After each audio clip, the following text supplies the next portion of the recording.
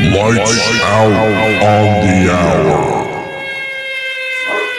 It is the hour of the time. Lights out for the curfew of the body, soul, and mind.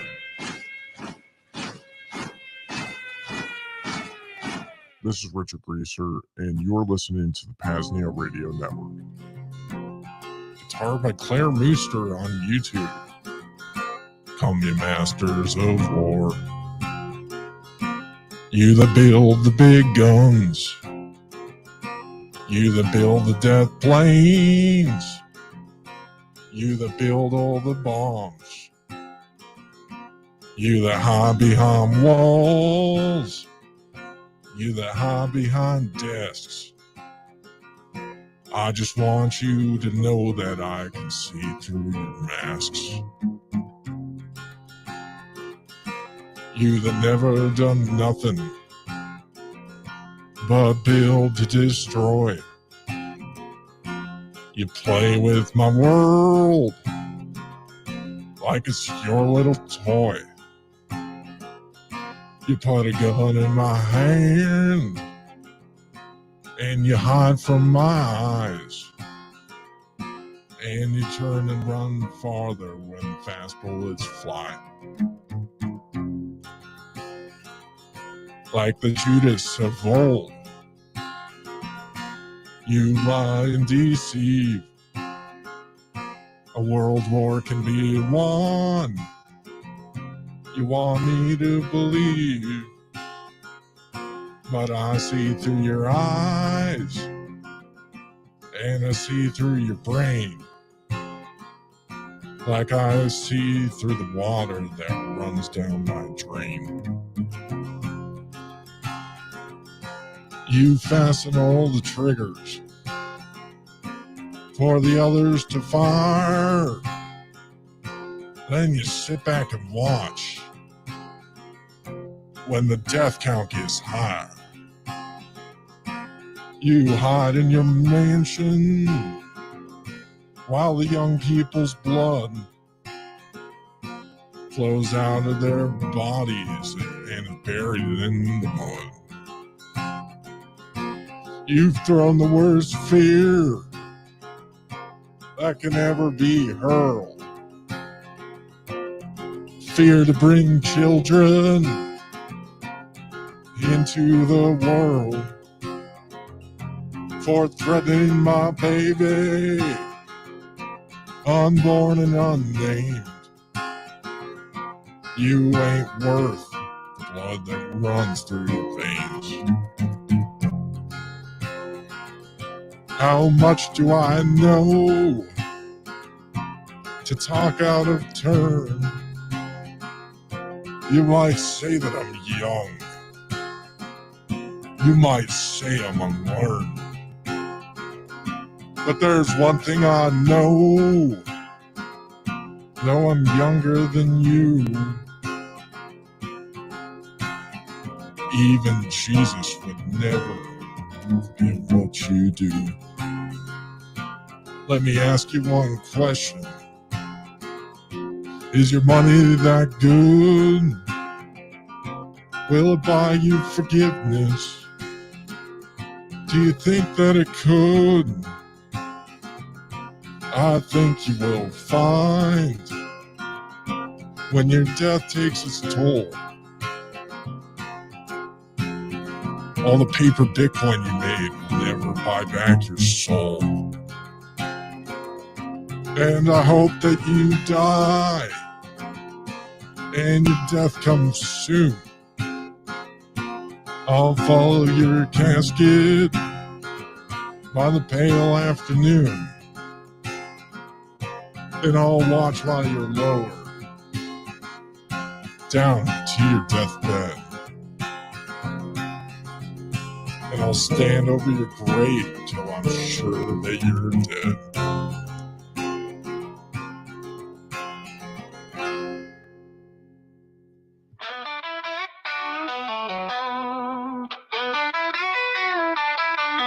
On the 4th of July, 1776, Non-compliant individuals had a fix. They did not like being ruled by the British. They were not docile or skittish. With pen and parchment they enshrined their defiance, creating what is now called the American Alliance. Founded on being ungovernable, we carry the torch, smoking non-KYC cigarettes on our front porch. All across the country, the people are awakening. Politicians are quivering and shaking. They fear a population that is not docile. They are afraid, so they will act hostile. But do not lose hope. The revolution is happening. The answer to 1984 is becoming ungovernable.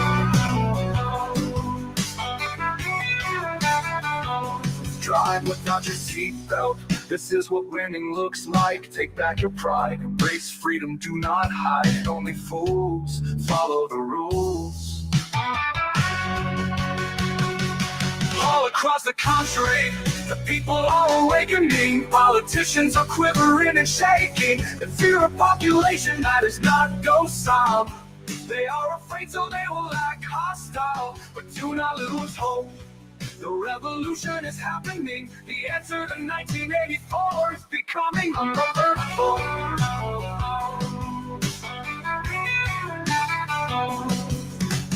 Drive without your seatbelt. This is what winning looks like. Take back your pride, embrace freedom, do not hide. Only fools follow the rules. All across the country, the people are awakening. Politicians are quivering and shaking. They fear a population that is not docile. They are afraid, so they will act hostile. But do not lose hope. The revolution is happening. The answer to 1984 is becoming ungovernable.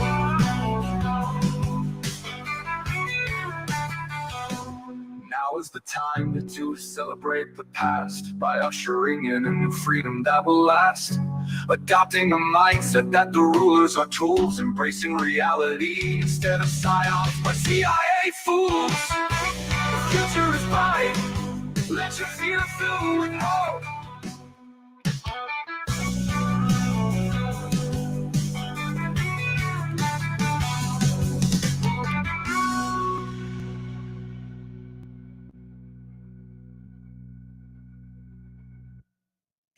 Welcome everybody to Music Monday. This is Richard Greaser. Hope you all had a good 4th of July. I know I did. I was hanging out with the Bugle News crew. It's a good time. We're very non-compliant. Smoked a lot of non-KYC cigarettes. I think it's about the most American thing you can do. America is the world headquarters of tobacco. And so the 4th of July means celebrating America, which means celebrating smoking cigarettes. That's why it's one of my favorite holidays. I think every holiday is about celebrating smoking cigarettes, but specifically the 4th of July is. Part of the reason why is because, in the United States on the 4th of July, almost universally, unless you're in Texas and it was raining real hard, that was pretty crazy this week, but it's nice outside. You want to be outside on the 4th of July. That's what summer's about. When you were a kid, you're cooped up all winter in school. You get to the summer, May, June, it starts to get real nice outside. You want to be running around the 4th of July. It's hot, it's sweaty, there's fireworks in the air. Run around unsupervised. Just want to be outside. I think being outside with people, smoking cigarettes together, that's what the holiday's all about. Celebrating America. What does it mean to celebrate America? To me, it means looking back at my ancestral history, the people that came to the United States and settled it long ago. I think a lot of us that have been around here in the United States have ancestry that has been here for a while, some of our ancestors came on the Mayflower. Some of our ancestors, came at different points throughout the history. But I think there's that point, you can look at in your lineage of somebody that came across the ocean into the unknown and started over again in a fresh start. Even a lot of the native populations could probably trace back to some lineage because everybody's been kind of mixing together. But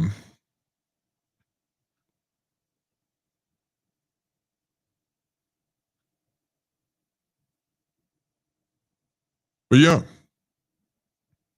4th of July, absolutely great holiday. I hope everybody had a good time. I hope everybody listened to a lot of good Bitcoin podcasts. Smoked some non-KYC cigarettes, used Bitcoin, pontificated about Bitcoin, but more importantly, used Bitcoin. I don't think I saw a spike in transaction fees on the Bitcoin blockchain, unfortunately. So I think a lot of people out there were paper Bitcoining. If you're paper Bitcoining, I guess it's fine. But the 4th of July is about being non-compliant, and it's hard to use paper Bitcoin in a non-compliant way if you're the end user. Sure, you can, if you're the paper Bitcoin company, you can use it as a laundering mechanism, which is very non-compliant. But for the average user, Bitcoin on chain is the way to do it non-compliantly. Well, I think I fixed the audio this week, which is good. Pretty confident on that. On the music side, now it's not a Music Monday without some sort of technical difficulty. So if you're watching on Twitter or Zap.stream, I was not broadcasting the graphic. So what this is Music Mondays with Richard Greaser on the PAZNIA Radio Network. If you want to know what the PAZNIA Radio Network is, go to paznia.com/radio. That's the graphic that I failed to turn on. But if you throw your comments at zap.stream, I will respond to them throughout the length of the show. But we're going to go for a couple hours here of me rambling about whatever I want to and playing some music. So we got a lot of music for tonight. So those first two songs, the first one was a cover that I did of Masters of War by Bob Dylan. It's one of my all-time favorite songs. And the second one was Non-Compliant 1776, which is the song that I wrote for the 4th of July last year. I tried to write another song for the 4th of July this year, but I didn't feel the inspiration for whatever reason. You just can't always manufacture the inspiration to do things, or at least that's what I found with music. Like it's not something that I can just brute force all the time. And if I try and brute force something, it doesn't always end up well. So I try to avoid that. I try to instead work off of where I feel inspired. But yeah, I've got a lot of songs. Got a lot of songs to play tonight.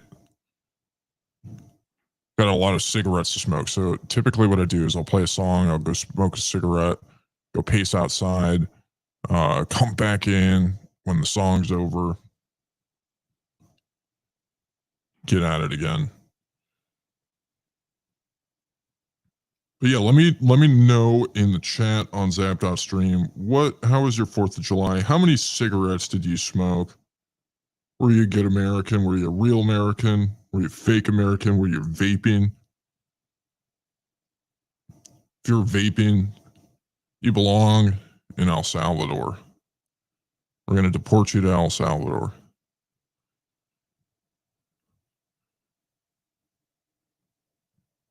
Before we get into it too much further, I'm going to play the next song.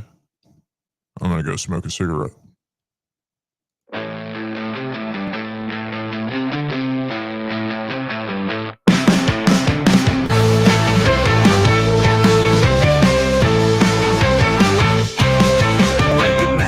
Together and do what is right. There is hope for the future and victory is in sight. The forces of evil are daunting and scary. Temptations of submission will make anyone wary. What we are witnessing is a battle for perception.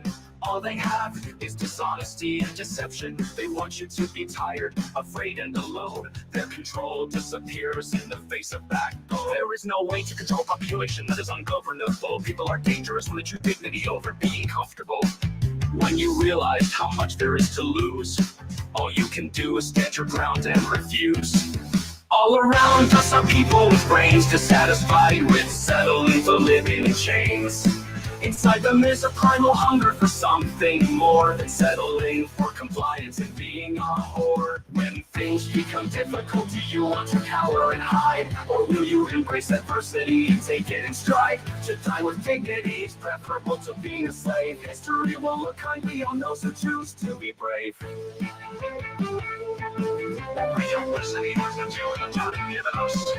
All we have is dishonesty, and you comply or defy. In the end, no matter what, we all will die. Between now and then are lots of decisions. Memes and information are the most dangerous munitions.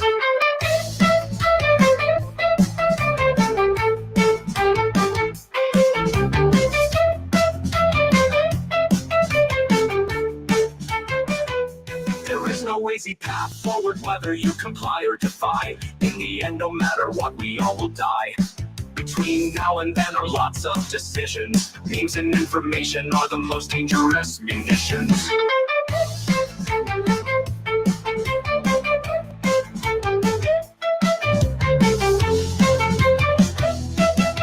There is no way to control it, whether you comply or defy. In the end, no matter what, we all will die. Between now and then are lots of decisions. Memes and information are the most dangerous munitions.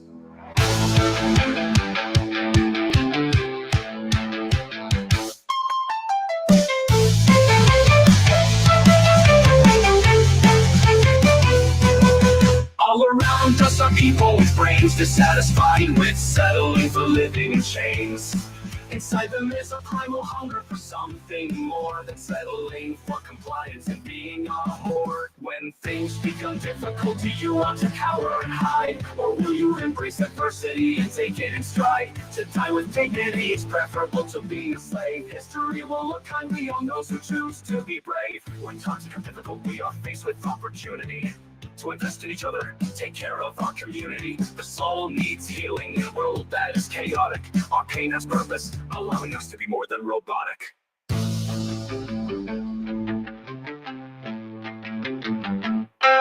So tune into the Bugle to fortify your mind and boost us with Bitcoin if our values are aligned. If you're listening out there, know you aren't alone. Join as we travel bravely into the unknown.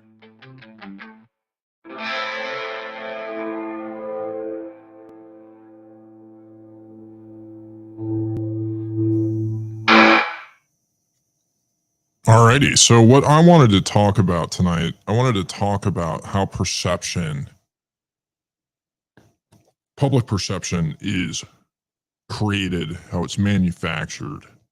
Something that they teach in journalism school, something that I learned about. It's manufacturing perception. Noam Chomsky called it manufacturing consent. Essentially what you're doing as a journalist is you're telling a story. You're a storyteller. When you're a memer, when you're a musician, when you're putting the information out there for people, you're a storyteller. You're telling a story of the way you see the world.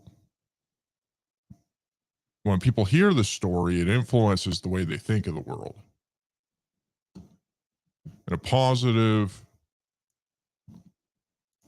or negative or neutral direction.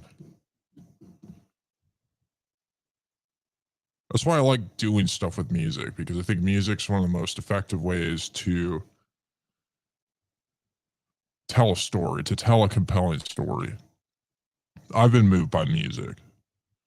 Like Bob Dylan's Masters of War was, it is one of my favorite songs because of how relevant it was culturally. It was written and played at the height of the Vietnam War, a great time of political and social upheaval in the United States. It was when the boomers were starting to become grown-ups. And they decided to be grown-ups by growing their hair out long, doing acid, and enjoying good music. And I feel like Masters of War was just a lot of Bob Dylan. He was really a product of his time, of the crazy social upheaval. He was a very effective, or is a very effective storyteller. This 4th of July was an interesting one for a lot of reasons. So, there's been the ongoing wars going on. There's the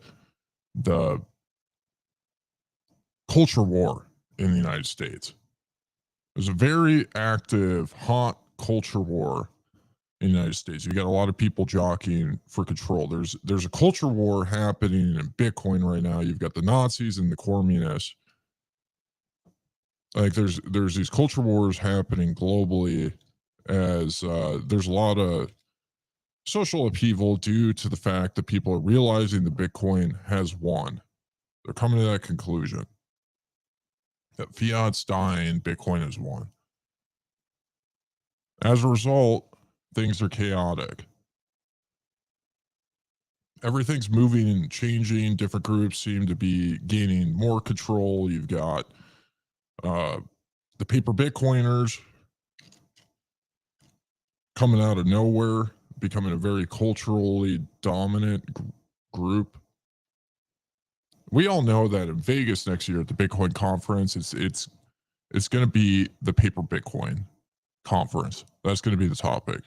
So last year, it's a lot about compliance, about government, about stable coins. Next year, it's going to be probably about those things too, but it's going to be about paper Bitcoin. But you see this culture war being waged in Bitcoin.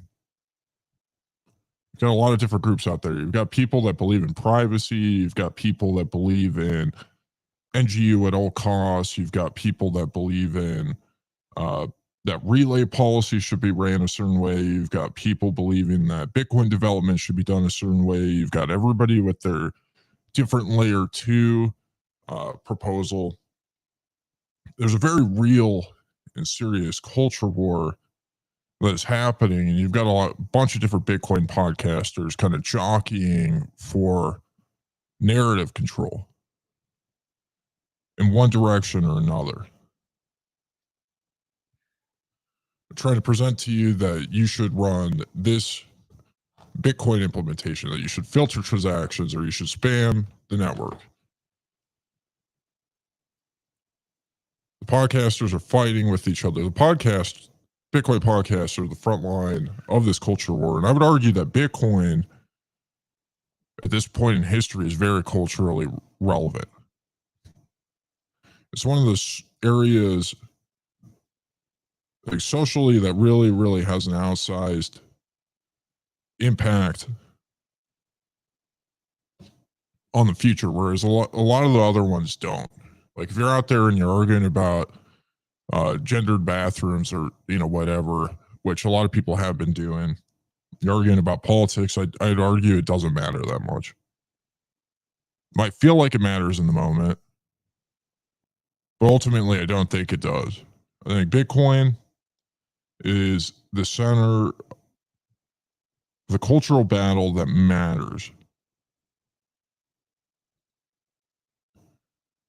And I think where a lot of people get things wrong when they're thinking about culture wars, they're trying to go out there, they're trying to influence things, they're trying to manipulate things. I think where they get things wrong, this is why I left working in the mainstream media.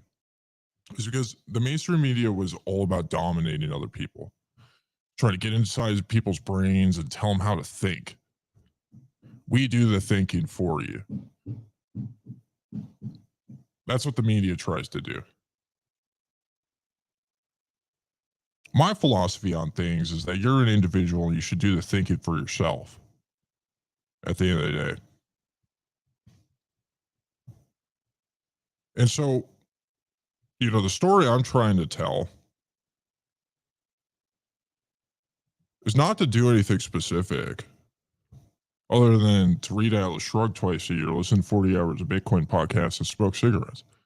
And the reason why I think those three things are important is because it ultimately leads to, hopefully, you thinking for yourself. You feeling better about yourself. And I think when you're an individual that feels good about themselves, feels better about themselves, you can be more effective in the world around you. And you can navigate these culture wars with a little bit more level head than the majority of the rest of the population. Not everything has to be some grave threat in which it's the end of the world unless everybody else does this specific thing. And I think I've talked about this on the stream a few times. I guess when you got me for 2 hours, you got me rambling. I'm probably going to repeat myself. So if it gets annoying, just let me know. But I think some of these ideas are worth repeating. The thing that's cool about Bitcoin is it's an opportunity to change yourself in a meaningful way, to take power back into your own hands, to be less reliant on the system. That's what inspires me. That's what gets me excited about Bitcoin. I was on the Discovering Bitcoin podcast. He asked me why I got into Bitcoin. And I told him it was because my non-KYC cigarette dealer wanted to get paid in Bitcoin instead of fiat. And that got me interested. And he told me to listen to some Bitcoin podcast, and I did.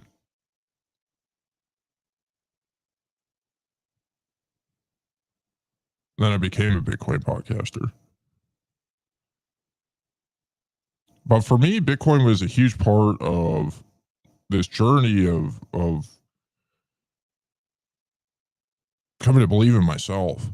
Because I've been around for a while, smoking cigarettes for a while, for decades, and the price of cigarettes and dollars just keeps on going up. You got I don't know what it is about liberals, but liberals in the United States, socialists, they hate cigarettes. Maybe it's because they care a lot about climate change. I don't know. And they're like, oh, all these people that are feeling good about themselves, standing outside on a nice summer night, smoking a cigarette.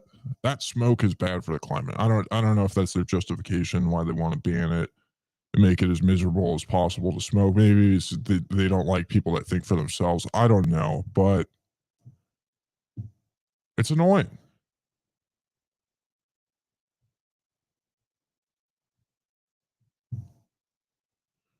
But I got into Bitcoin because, my cigarette dealer explained to me the price of cigarettes priced in Bitcoin just keeps on going down. I thought, okay, well, if I'm going to go and do this venture in journalism and media like I know how to do, primary goal is to earn cigarette money for my family so we can all smoke cigarettes, so I can have enough cigarettes for my 8-year-old son, for my wife. She smokes about 2 packs a day. I smoke 3 packs. But if we were going to not have to cut back on cigarettes and have our quality of life dramatically decreased, would I rather want to earn in dollars in fiat or Bitcoin?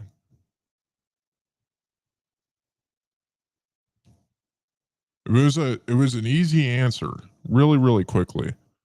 once I started listening to 40 hours of Bitcoin podcasts a week, I started to understand this a lot more. But Bitcoin allowed me to live a life that was more aligned with my values of who I am as an individual. Being able to go to my non KYC cigarette dealer, paying money that allows me to transact peer to peer broadcast transaction to the chain, clears in about 10 minutes. Not having to rely on intermediaries like the fiat payment system or use cash with cash, the US dollar is just blood money at the end of the day. It's just blood money. Buying cigarettes and blood money. Supporting a system that infringes on my right to smoke cigarettes. I don't think so. And it felt good. It's felt good being able to live life more so aligned with my values. That's why I find Bitcoin exciting.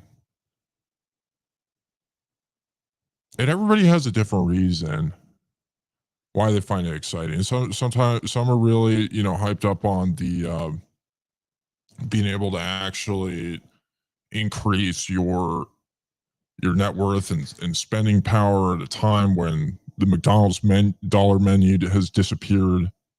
Things are getting more expensive.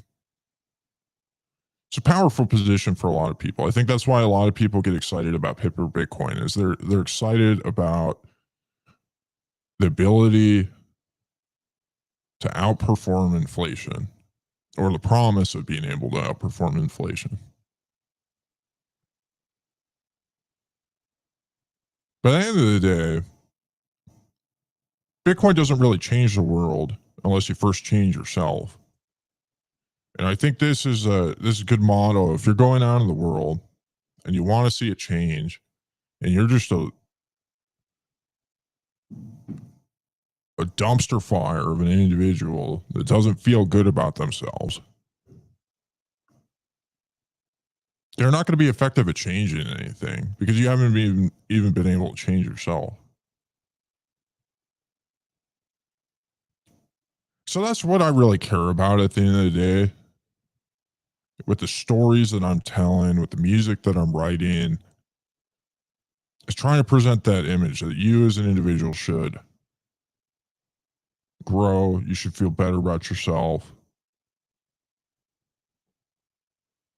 I have a philosophy on how I think that looks that's been influenced on my life, but I know it's going to be different than you. Not everybody is a credentialed journalist. I think everybody has the opportunity to start a Bitcoin podcast. I think that's a pretty good idea. Makes the price of Bitcoin go up. I think the price of Bitcoin going up would be cool.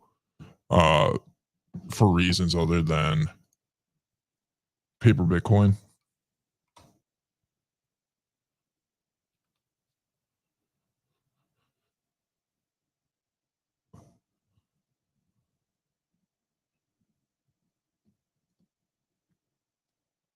But yeah, tonight I'm going to be talking a lot about reflecting on manufacturing consent, what that means. What does it mean to tell an effective and compelling story? I'll be talking about some of my favorite musicians, some of my favorite storytellers throughout the year, and I'll be playing some of Rod Palmer and my music throughout the night. The next two songs are recent hits by Rod Palmer. If you haven't heard them yet, they're absolutely incredible. You're in for a treat if this is the first time hearing these songs. First one is Monitoring the Situation. He wrote this a week or two ago, right at the height of the Jews bomb in Iran. Trump getting involved in the mosh pit, trying to take credit for all the Jews' hard work.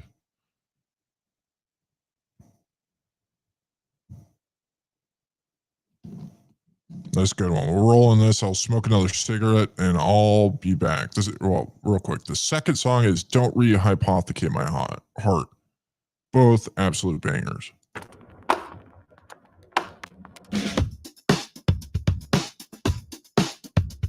Got 5 tabs open, all of them more ones. I think piece one's a live stream like Brock swears he knows for sure. I don't know what I'm looking for, but I'm locked in jaw, tight thumbs are sore. My screen time's up, my trust is down, and I've never been this aware before.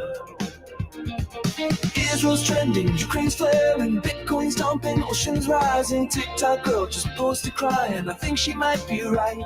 I refresh, I reload, I rehearse my takes, just in case someone asks me how it's all the Middle East tonight. I'm just monitoring the situation. All night, blue light, moral inflation. Scrolling through the end of civilization, but I still haven't texted back my mom. Got that crisis core notification. Timelines of life simulation. Feel like I'm Doomsday's DJ playing nothing but the algorithm song. Oh, here comes a chart with no citation. A thread from a guy with a Greek statuette. He says WV is a simulation. It's all a psyop by corporations. Meanwhile, a drone just gets to hospital. But hold up, this meme is kinda hysterical. Gotta laugh while we spiral. It's traditional, self-aware, post-ironic, satirical. Camps in Gaza, tanks in Donetsk. My brain's a loop, just vibes and context. Aesthetic takes with a touch of complex. Like here's my outfit, also says my piece. It's a crisis collage on my For You page. Empathy fatigue in an early grave, but I'll die well informed. I swear I'm brave. I'm just monitoring the situation. Mood boarded, moral fixation. All my outrageous in rotation till it's time to do it all again. Doom scrolling with no destination. Reels of no rotation. Past the popcorn, no vacation. This is how the world might end. I know it's bad, but it's also kind of aesthetic. My breakdown's been edited by someone prophetic. Auto-tune my fear to a lo-fi beat. I'm the main character of the Middle East tweet. Okay, so just to clarify, I stand with everyone. but also I'm tired, but also I care, but also I have work to do, but also justice. But also, What's the Wi-Fi? I'm just monitoring the situation. High-speed digital detonation. To care, scroll to salvation, but I still don't know what's going on. I'm in a feedback loop of frustration. Caught between guilt and automation. God bless the timeline, bless this nation. Now excuse me, I need to post this song.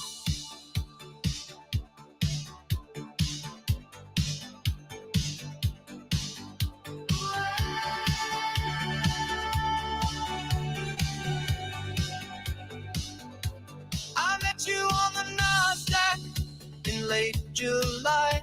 Your wallet said you held a little blue sky. You said it's Bitcoin, baby, pure and true. But your sats were sitting in a trust or two. You whispered dreams of sequid romance, but your private keys were held at Coinbase by chance. And I believed each line, your sweet, sweet fake, till I saw your love was just a rap mistake. Don't rehypothecate my heart. Don't pledge it twice, then break it apart. One claim, one coin, that's how love should start. But you loan it out in triplicate, it's missing from the chart. So please don't rehypothecate my heart.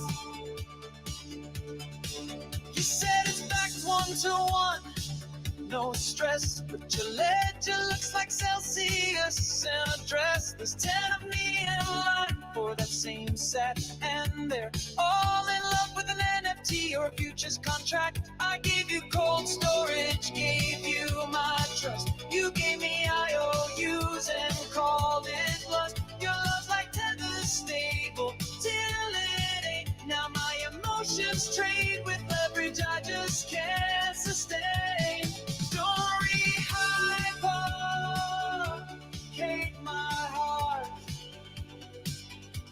Don't use it as collateral for a fresh new start.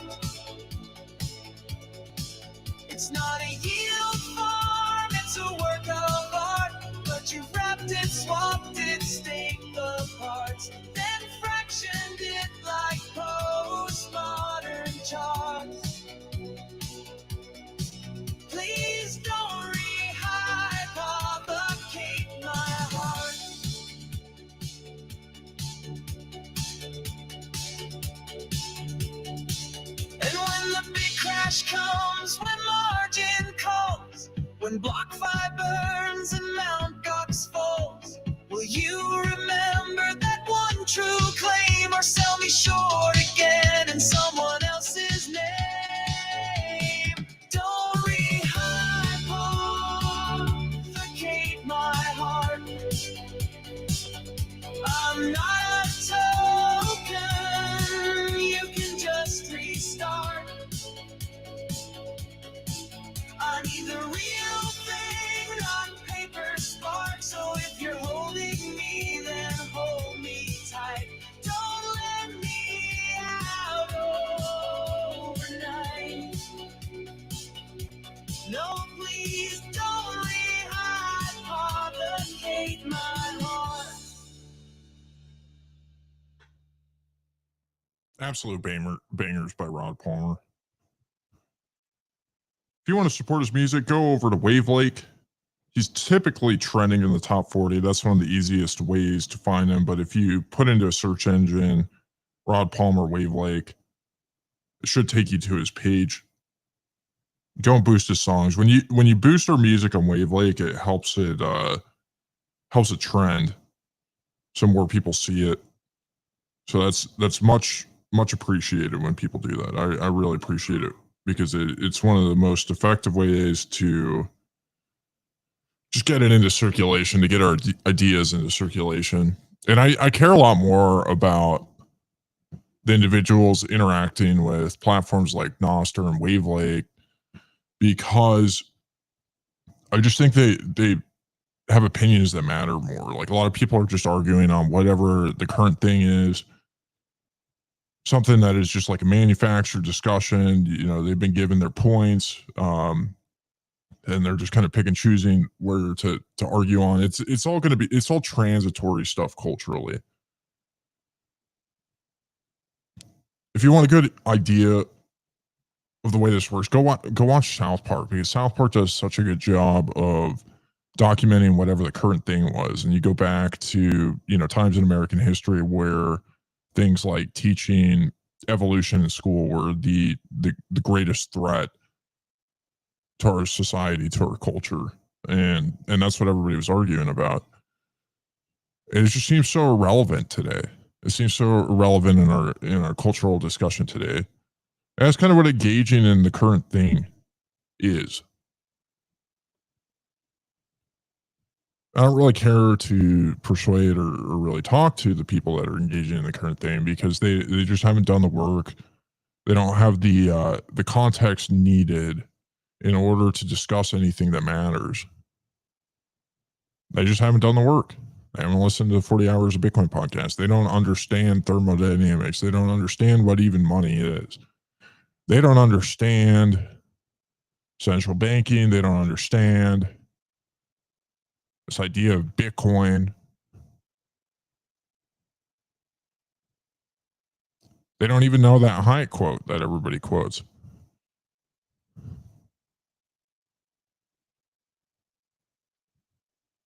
Why is it worth going and persuading them? It's just not really where I want to spend my time, because I don't think it matters. Like, I think, Bitcoin isn't the biggest thing in the world culturally, but I think it is the most important thing. So if I'm going to be spending my time and energy on something, I want to be spending it on something that I view as important. I don't want to be doing unimportant things with my life. It just doesn't really feel good. It doesn't feel good to be irrelevant. It's not the legacy I want to build.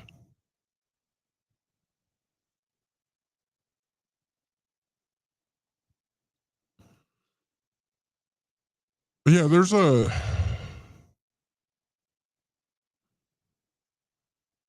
lot of consent manufacturing. There's a lot of perception. People's perceptions are being manipulated. PodConf is running around. They're controlling the narratives. They're getting people wound up. They're arguing about things. They're ignoring other things. I've yet to see PodConf argue that Ashigaru is out there. PodConf hasn't really talked about the samurai guys a whole lot. Those are two things that are thinking that I think are interesting and cool. I haven't actually used Ashigaru yet. I'll get my wife on that. She'll have to download something in my typewriter or something like that, but she could figure it out. Podkoff is saying that it is paper Bitcoin summer.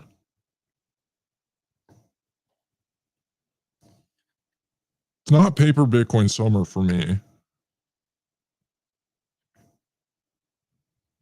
I don't think I'll ever use paper Bitcoin until Evan supports it in Zeus. Maybe Adam Sumeko supports it in Mana. I don't know. One of these guys with Lightning Wallet, when paper Bitcoin comes to the Lightning Network, maybe I'll use it. But I'm only really interested in using it if I could buy non-KYC cigarettes with it. And I think if I go to my cigarette dealer and tell him I want to pay him in paper Bitcoin, he'll probably, call me a pussy or something. Which, might be interesting to just test and see, just from a kind of social anthropological experiment standpoint.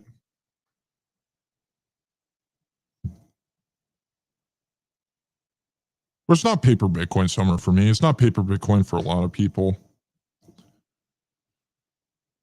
And what I've found, over the last couple of years of doing the Bugle, is that a lot of people think like Twitter is real life. It's a reflection of, they think it's a reflection of the way the world actually looks. And is. And it's not. Twitter is an application that is owned by Elon Musk. Used to be an application that was owned and operated by Jack Dorsey. For some reason, a lot of people in Bitcoin have kind of congregated on Twitter. Be interesting to know why. Why have people chosen Twitter as the platform to have a lot of Bitcoin discussion? Why do people think that Twitter Spaces is the medium to discuss Bitcoin development? For Shinobi to call everybody retarded. I don't really know why or how that happened. I remember that was something my cigarette dealer told me right off the bat. He's like, you have to get on Bitcoin Twitter. You got to go look at Yellow's memes. It's like, okay.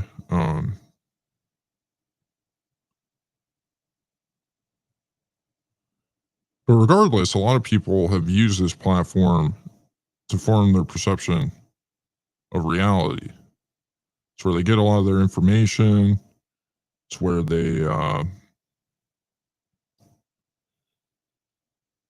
get their understanding of what Bitcoin podcast to listen to, what's happening in the world, who's the hot macro person of the moment.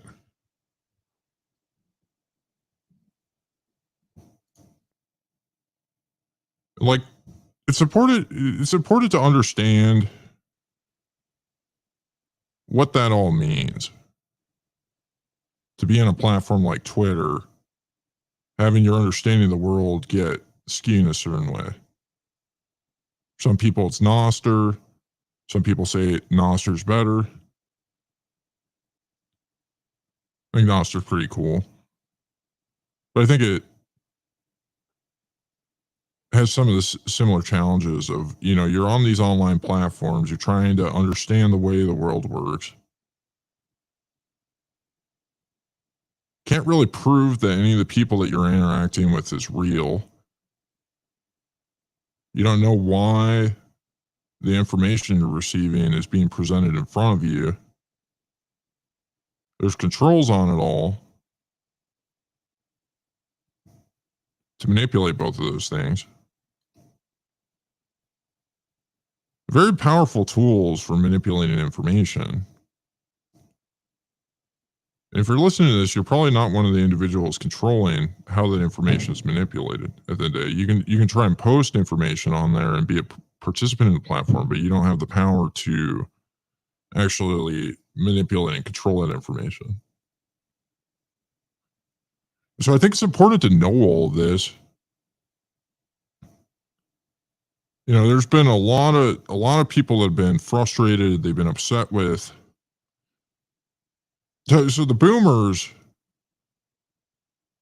are funny. They're interesting, right? So the boomers are known as the generation that believes whatever the TV tells them.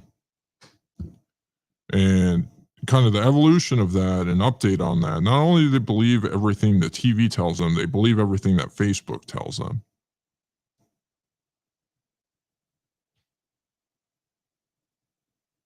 But I think younger generations, Gen X, millennials, people that have had access to the internet, that might be a little bit more sophisticated on being able to discern the information that they're reading is real or not, because they have access to way more, or historically have. Also run the danger of being just like the boomers and believing whatever you see on Twitter.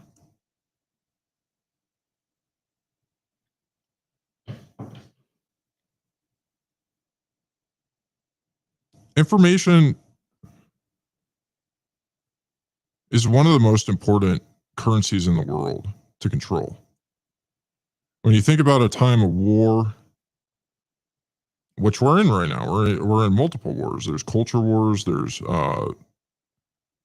physical hot wars, there's political wars. Everybody's warring right now. This is a fourth turning, folks. We're in a time of chaos. Information can be one of the most valuable commodities. If you're in a war and you have information on your enemy and you know what they're going to do, accurate information, it can completely change the tides of the war. So you think of like in World War II with the gay guy that created that computer. What was his name? Forgetting. They made a movie about it. It was what was it called? I don't remember. This gay guy made this computer that could essentially break the Nazis' code. So they knew everything the Nazis were talking about. The British did.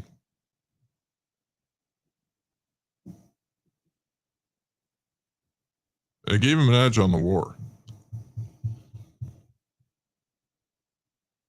Information is really, really powerful.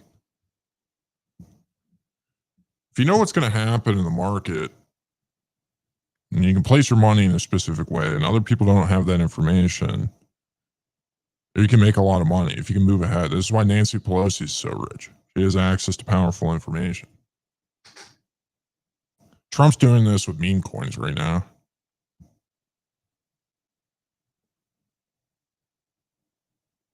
You can do this with Bitcoin podcasts. If you've been listening to Bitcoin podcasts for the past while,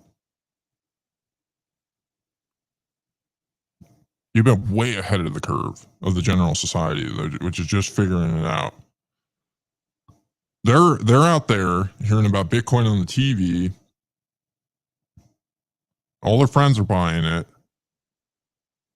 And they're out there Googling or putting into ChatGPT to try to figure out how they can get paper Bitcoin on their hardware wallet. Like, that's where they're at right now. They have no idea what's going on in the world because you've been front running them with information asymmetry, for a while, most likely. A lot of the things that are happening right now shouldn't be that surprising to you. You read The Fourth Turning, you read The Sovereign Individual, you read all these Bitcoin podcasts. If you listen to Rabbit Hole Recap, you probably read The Mandibles. Hopefully you've read Atlas Shrugged. If you listen to Bugle and you haven't listened to Atlas Shrugged, you should definitely, or read Atlas Shrugged, you should go read that stat. Summertime, kids aren't out of school, you might be going on vacation, read Atlas Shrugged. Just get into the book and that's all you do.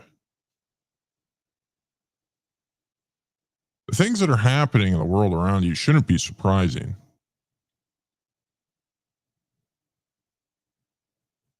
Shouldn't be shocked by this stuff. You might have read The Creature from Jekyll Isle by G. Edward Griffin. The history of central banking, you're not that surprised by what's going on right now. You read When Money Dies, you read all these books. You know that fiat money was going to die. At some point, it was going to be a painful death. There's going to be a lot of political upheaval. Shouldn't be surprising. Not everybody knows that, though. A lot of people had a really bad 4th of July because they're just finally coming to the conclusion that there's even something, remotely off about what's going on right now.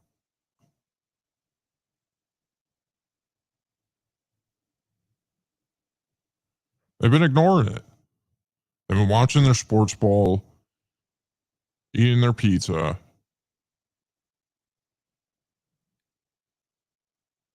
on their antidepressants or whatever drugs they're taking to keep their mood flat and stable. And they're just coming to the conclusion that there's something off. They can't ignore it anymore. Maybe they can't afford their taxes.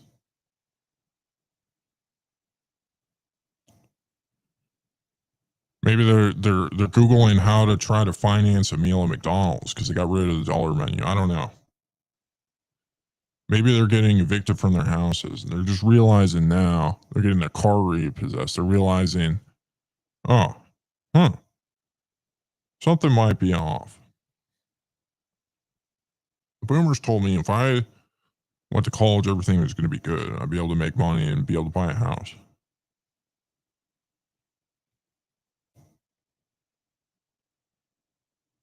Information is a really incredibly powerful commodity. That's one of the reasons why I like that song by Rod, Monitoring the Situation.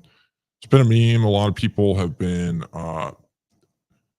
essentially becoming news analysts almost. They're sitting at their computers, reading a million different sources about what's going on, watching a bunch of live streams, talking to people in Telegram groups. They're monitoring the situation right now, trying to figure out what the hell is going on in the world.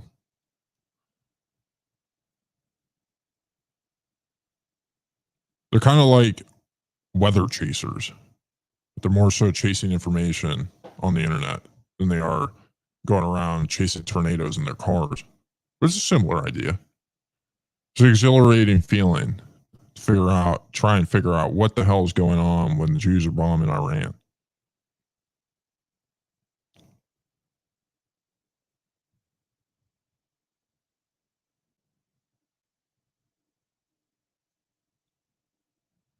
One of the things that makes it really hard about monitoring the situation, gauging information, everybody's got an agenda of some sort that they're trying to push, especially during war. Because the people that are the most incentivized to engage in propagating any sort of information during a time of war are both parties involved in the conflict. They want to sway populations a certain way. There's two sides of it. There's manipulating the perception of their own population to support the war, feel like they're winning, even if they're losing. Think of like very powerful Soviet propaganda. World War II.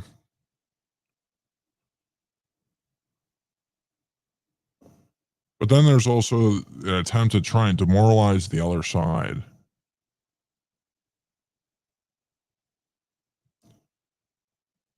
A lot of times when you're out there and you're looking at all this information, it's important to know that the people propagating the information oftentimes they don't care about the truth.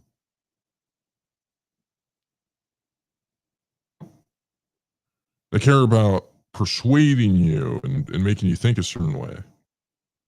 We even see this in Bitcoin podcasts sometimes.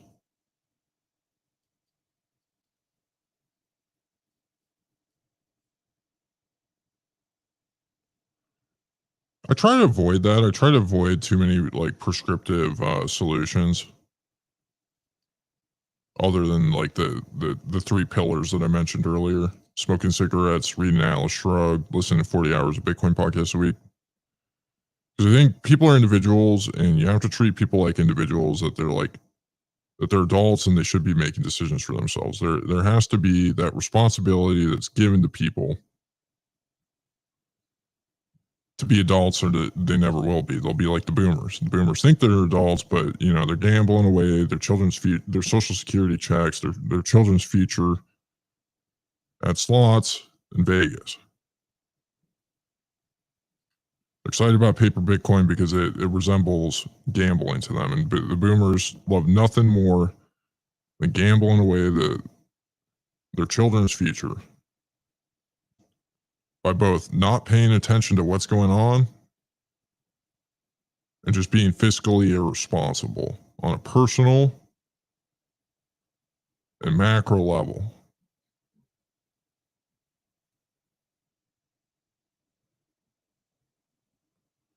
I'm not a big fan of that. That's what happens when you don't treat people like adults. The boomers didn't get treated like adults, which is why they've never acted like adults. Their parents were an impressive generation that lived in an impressive time in history. It really was that time where the United States was getting settled fully. Cars were becoming much better. You get around a lot more. Air flight traveling by plane was becoming really easy and convenient. They lived during this technological revolution where the world was changing really rapidly. Electricity was being used almost universally. There were massive improvements of farming, making it more efficient.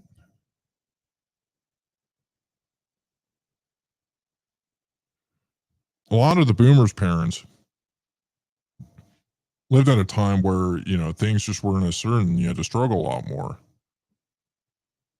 They had to live through the Great Depression. They had to live through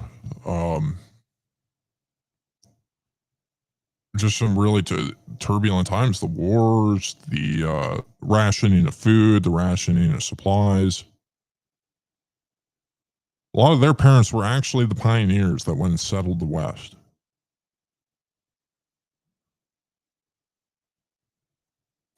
The boomers come into this time. The meme of good times create weak men is so effective. Or so accurate, I would say. The boomers came into this time where there were these massive technological improvements and things were, in many ways, a lot easier than ever before.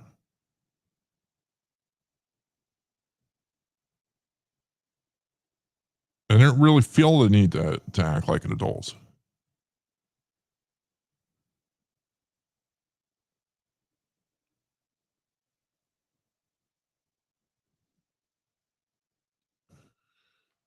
It's really interesting to me, looking at the Vietnam War. I feel like the Vietnam War should have been, in many ways it was a major loss of faith in the institutions of government amongst the American people. But I don't really know how you bounce back from that. You know what I mean? When you're like, okay, the American government lied about starting this war and went and killed over 1 million Vietnamese people. I've had Vietnamese food before. It's really good. Why would the U.S. government want to kill all these rice farmers in a country that probably Americans had never heard before the war? I mean, I guess that's something that's really, cool about the United States starting all these wars all over the world is you get to learn about these countries you never heard about before. Teaches you a lot about global geography, learning about the geography of Iran, of Israel, of Iraq, of Libya, of Syria, of Afghanistan. Like none of them were ever countries probably any of us had any interest in going, and probably definitely don't now. Learning about Vietnam. I hear so much about Vietnam, but you don't really hear much about Cambodia or Laos. And the reason why is while the United States did wage war in both of those countries, it just wasn't at the same scale as they did in Vietnam. Americans are often stereotyped of having a very poor understanding of geography. And the reason why likely is because the United States just hasn't invaded every country with the military yet. They've invaded in other ways through the media, through money, the banking system, through controlling of information. But they haven't sent troops on the ground, and the TV hasn't covered it, and they haven't been excited to monitor the situation and learn about that country's geography. So I think that's one of the reasons why, a lot of Americans just don't understand geography, global geography, as well as they could have. I'm not advocating that the United States should go and invade all these countries, but that seems to be how it is. Like when Russia invaded Ukraine, all these people learned about Ukraine. The libs were like, oh, wow, I have to put this flag on my profile picture and hang it in front of my yard. So I guess I need to learn about the country. Oh, it's no longer called Kiev, it's called Kyiv. That's the proper way to do it. Because in Ukraine, they speak both Russian and Ukrainian, and we have to reject Russian because we're rejecting Russian imperialism. So you can't call it Kiev, even though everybody's called it Kiev for last forever. It's called Kyiv now. It's a good educational experience for the midwits.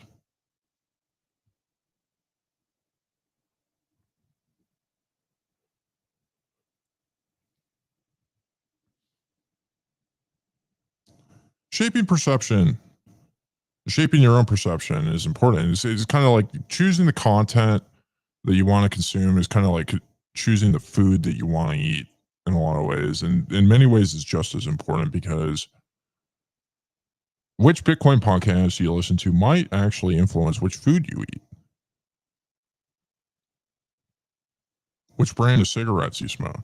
If you listen to a lot of these Bitcoin podcasters, you might not be smoking cigarettes. This is why you should listen to Bugle Weekly, best podcast in the world. Rob Palmer and myself. Reason why you should listen to it is so you know what the proper brand of cigarettes to smoke is.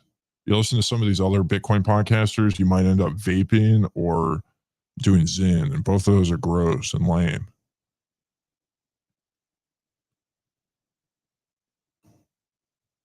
Choosing what type of information you consume, being aware of what it is. There's this big movement with the beef initiative to go and meet your local farmer. And I think it's pretty cool where people for the first time in their lives are learning where their food's coming from on a very real level. When you go and you buy the meat at the store, you probably don't want to know where it comes from. You don't want to know that the cow that you're buying has been eating Skittles and onion rings or whatever, being pumped full of vaccines and other garbage. Understanding the information you're consuming is very important, just like understanding the food you're consuming and where it's coming from. Being skeptical. Being aware that people are trying to manipulate your opinion. One of the things that these people try to do over and over again, and I think this week, after these next couple songs, I'll go into talking about what I think some of the news this week means, why it's important, how to respond to it. But these people want you to feel bad about yourself. Like if you have the ability to use your brain, they want to peer pressure you out of it. They want you to stop listening to Bitcoin podcasts. They want you to just check out and feel isolated.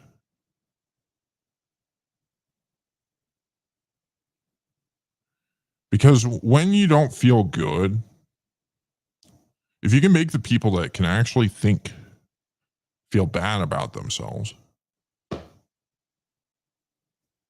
essentially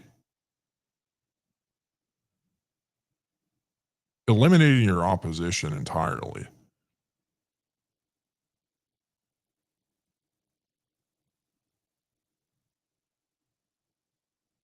Well, anyways, let's get into the music. This is Use Your Brain.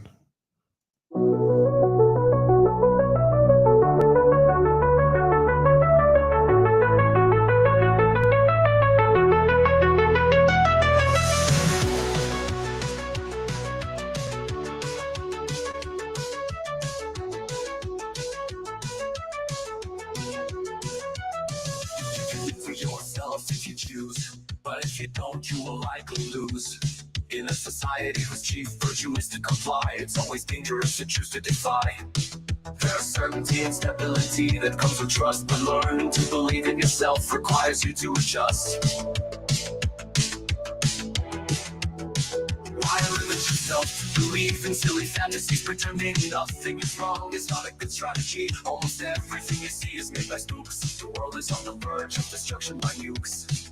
In a world like this, it's hard to find heroes. This is your opportunity to be the one you're looking for. Don't get down, folks, not all is lost. Inside you is the solution. Have a little faith in yourself, you can use your brain. Making memes and telling the truth will keep you sane. The problem lies inside each and every one of you. And inside you also lies the answer. There is a lot you can do, but it requires action. You can't be free unless you own your soul and mind. In order to do this, you have to stop following the blind. The system only works with your consent. They'll give you enough to try and keep you content. Politicians will try to tell you what you want to hear, and if that doesn't work, they will try to use fear. It's not fun living in the matrix, but you can learn to see how they play tricks. Self-respect is the vaccine for the lies on the TV. You must break your chains in order to be free. Look people in the eye when you speak. The future doesn't have to look bleak. Don't get down, folks, not all is lost. Inside is the solution. Have a little, folks, not all is lost. Inside you is the solution. Have a little faith in yourself, you can use your brain. Making memes and telling the truth will keep you sane. The problem lies inside each and every one of you. And inside you also lies the answer. There is a lot you can do, but it requires action.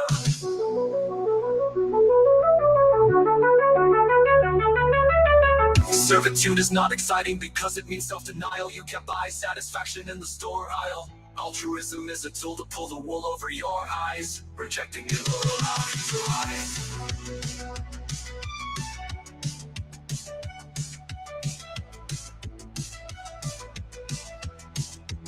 You must live for yourself, and your selflessness is a lie. Just what you think is important and give it a try. It's hard waking up when you've been asleep, but it's better than wandering my lost like sheep. Don't you want to be proud when you look in the mirror? Why do you hold yourself back? Death is only getting nearer.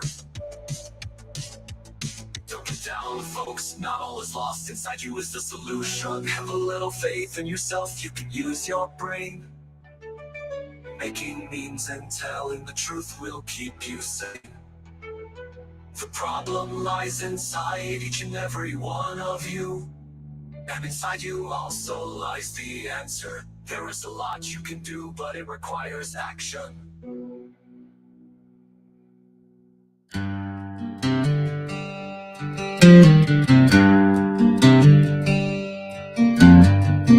I light my cigarette, take a good long puff.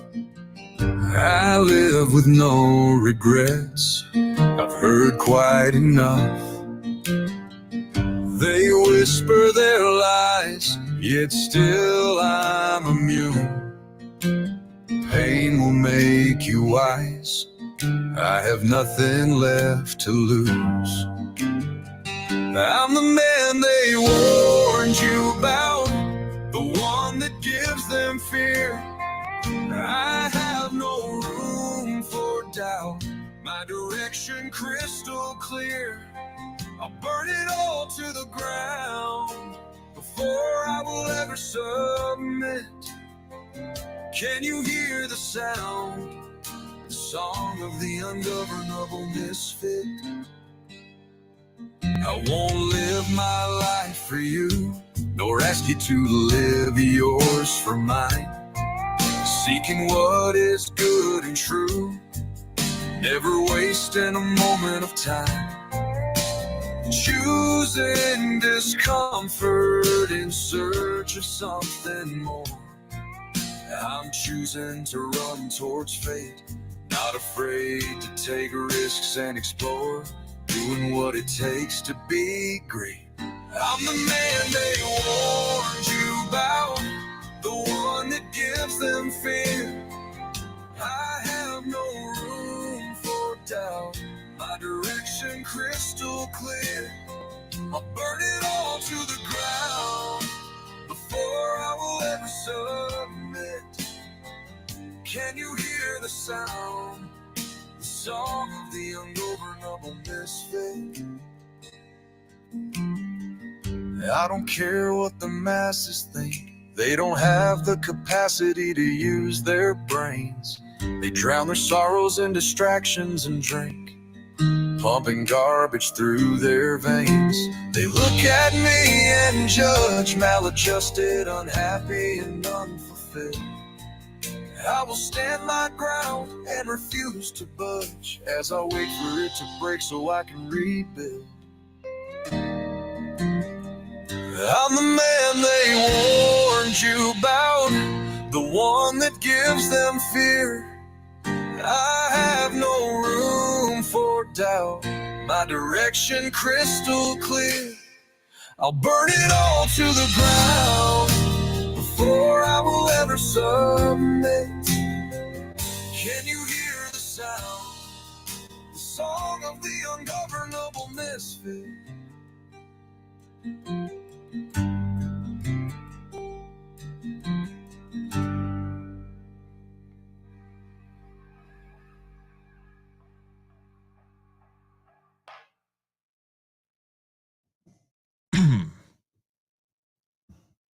I just received Fundamental's new book, Bitcoin for Institutions, today, so I'm excited to read that.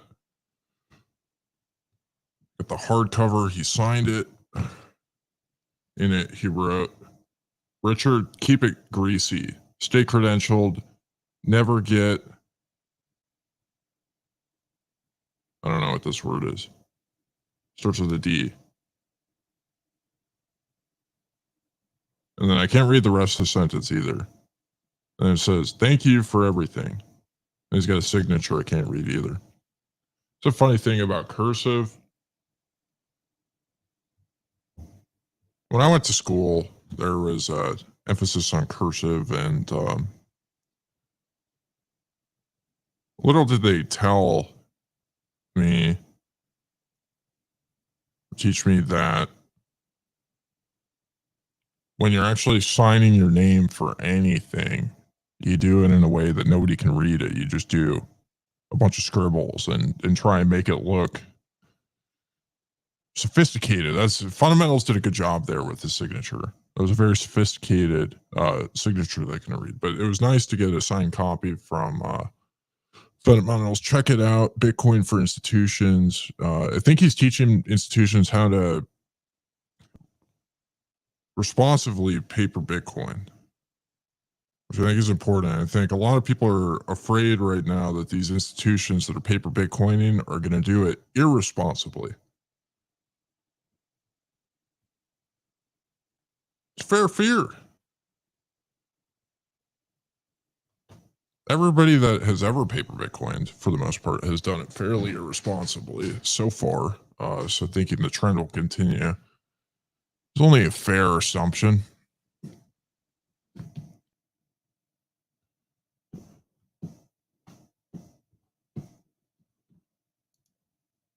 I like Bill Cooper a lot. I would say some of my podcasting radio, I've tried to emulate Bill Cooper. The intro of this show that I'm doing every week is my version of Bill's intro that he did on I think his show is called The Hour of the Time. It's rough doing these shows in the evening because my brain is kind of it's not firing on all cylinders.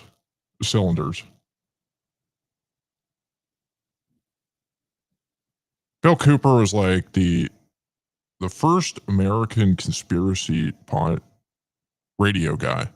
He was a Bitcoin podcaster before there was Bitcoin or Bitcoin podcasting. He's not like Alex Jones. He was a lot more interesting. He's kind of goofy. I don't really agree with everything he said, but going back and listening to it is interesting from a cultural standpoint. But he, in many ways, participated in shaping public perception at a time when very few people were willing to talk about the things he was talking about, point to things that he found were problematic.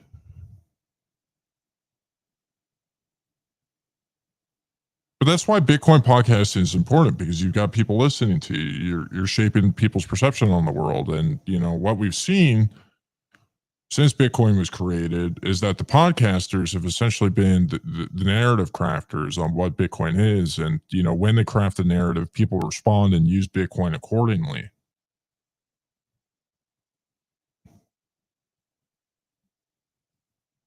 A lot of people got excited about Bitcoin because Bitcoin podcasters were talking about Austrian economics, talking about free markets. They were talking about these cypherpunk tools that they could use, about custodying your own Bitcoin, about not being reliant on third parties. That's what Bitcoin became to the people that listen to those podcasts. Now there's people podcasting about macro stuff, about paper Bitcoin, about all this stuff, and that's how Bitcoin is what it's becoming for people.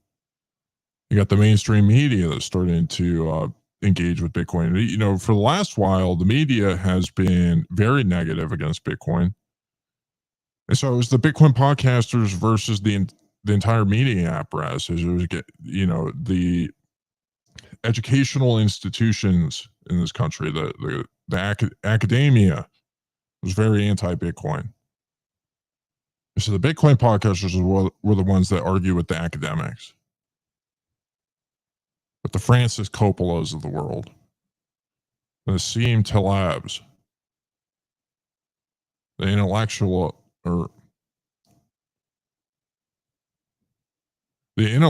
elite. The Bitcoin podcasters have become the intellectual elite. And it's just a mosh pit of people in here. I think information is very, very valuable currency. The way you understand Bitcoin is because of the information that you've consumed. Some of it probably awesome, some of it probably unhelpful. You probably heard the nonsensical things like I think everybody was super stoked last cycle about that Plan B guy's price model. A lot of people probably watched a lot of his podcasts. It turned out he was wrong. There's that Giovanni guy with Bitcoin Power Law. It's a bunch of nonsense.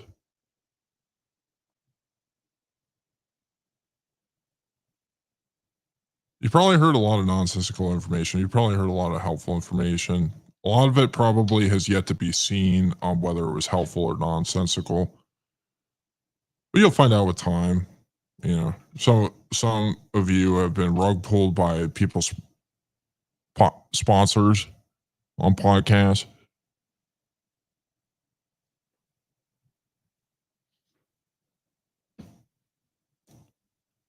Information is very valuable currency.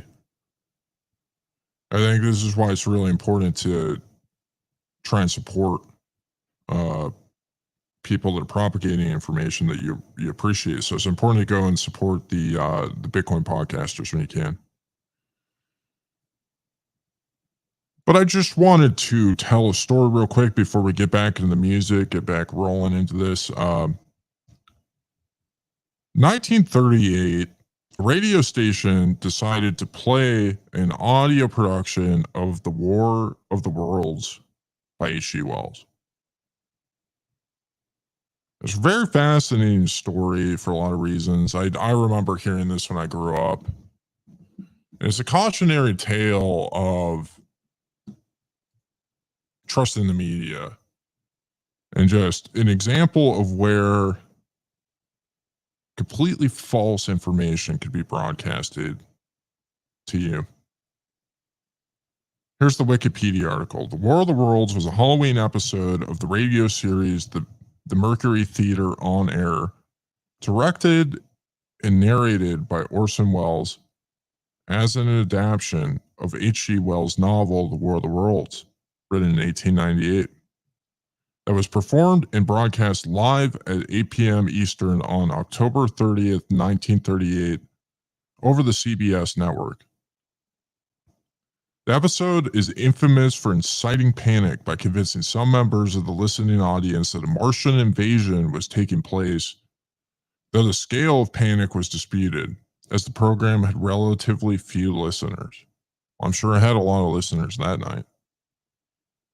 The first half of Wells' broadcast had a breaking news style of storytelling, which, alongside the Mercury Theater on the air's lack of commercial interruptions, meant that the first break in the drama came after all the alarming news reports had taken place.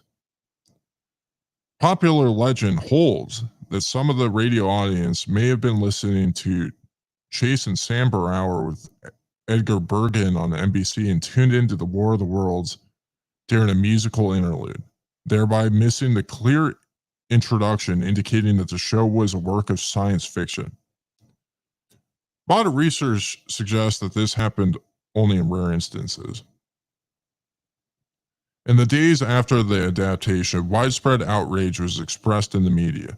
The program's new bulletin format was determined as deceptive by some newspapers and public figures, leading to an outcry against the broadcasters and calls for regulation by the FCC. Wells apologized at a hastily called news conference the next morning, and no punitive action was taken. The broadcast and subsequent publicity brought the 23-year-old Wells to the attention of the general public and gave him the reputation of an innovative storyteller and trickster. So essentially, a bunch of people were listening to the radio to a fictional story, and they freaked out because they thought it was real. They thought that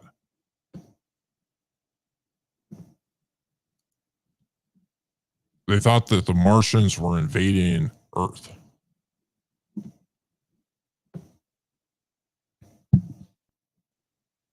I think it's important to know that everything that you're consuming could be fabricated, could be entirely false. We've had plenty of examples where the media has lied. I think there's an importance and there's a responsibility on people propagating information to try and tell truth. I think it's important. Not everybody thinks it's important. I think it's important because I feel like you shouldn't lie to your audience intentionally if you can avoid it. Because I think it's important to build trust. And the media got upset at Wells for two reasons for doing that radio broadcast. The first reason was because it created a general distrust for media. People realized, oh, if they tell me something inaccurate, it could really screw with me. And I might believe it. So there was a general distrust that was cast upon the larger media. And the second one is, probably also they, to some degree, actually cared about the truth. And so they just wanted, there was like a genuine want for their audience to trust them. But then there was also, the desire to want to manipulate their audience at the same time. they got upset about. But either ways, it's a very interesting story that I think we should always take into consideration, that the TV, the internet, the social media platforms could broadcast that we're being invaded by Martians, and in reality, they're just doing a reproduction of War of the Worlds by H.G. Wells. Anyways, let's get back into the music. I'm gonna go smoke another cigarette.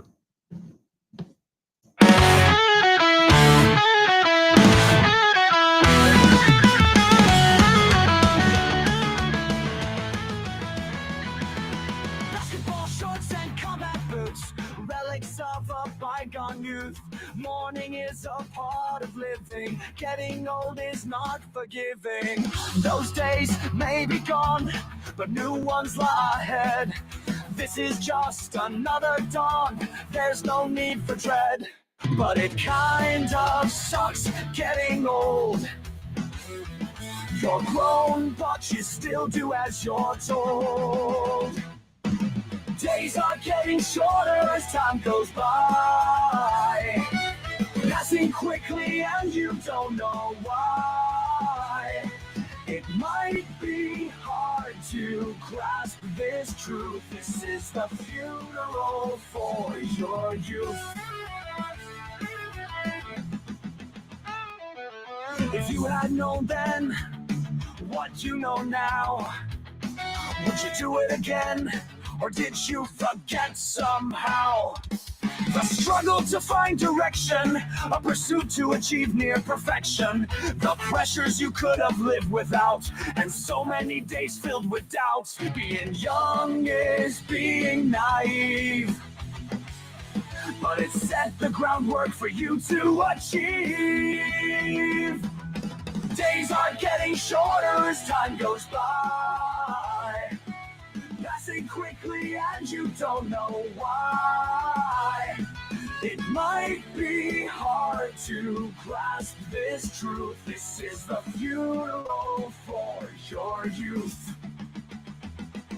A chapter is ended, a new one started, but there's no reason to be brokenhearted. A beautiful wife and a loving family achieved after escaping calamity. As time goes on, everything will change, and remembering this moment might feel strange. To mourn your youth when you're hitting your prime is really just an atrocious crime.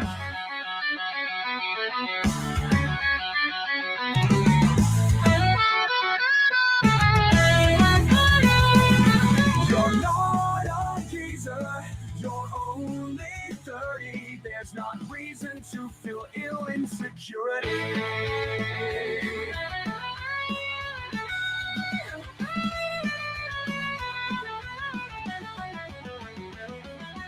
Days are getting shorter as time goes by,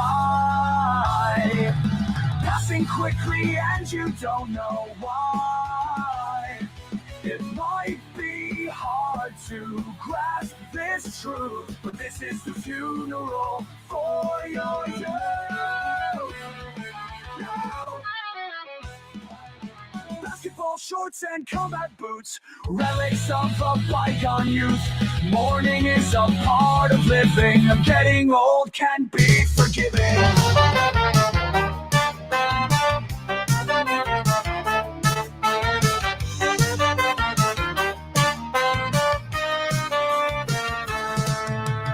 Storms rolling in and darkness on the horizon. You work so hard, but fate's not compromising. Clock strikes 12, there's no time to waste. Trying so hard, but life's spitting in your face.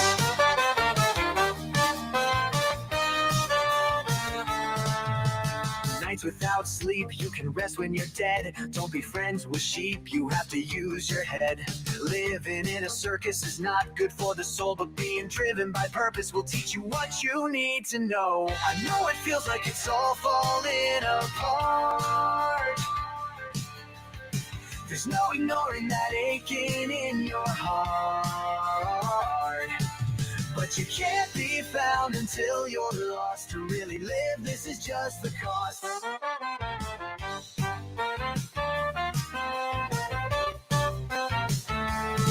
There was a time before when things seemed certain, you wanted more, but you saw behind the curtain. Your dreams were endless, striving to live for something. The people on the TV told you that you were nothing. The people praised for morals were really rabid dogs. Your innocence stolen by savages who thought they were gods. Pride and money and dropping bombs, stealing your future. The population around you stuck in a stupor. I know it feels like it's all falling apart. There's no ignoring that aching in your heart. But you can't be found until you're lost. To really live, this is just the cost. Keep moving forwards, you're not done yet. Don't be ruled by being consumed with regret.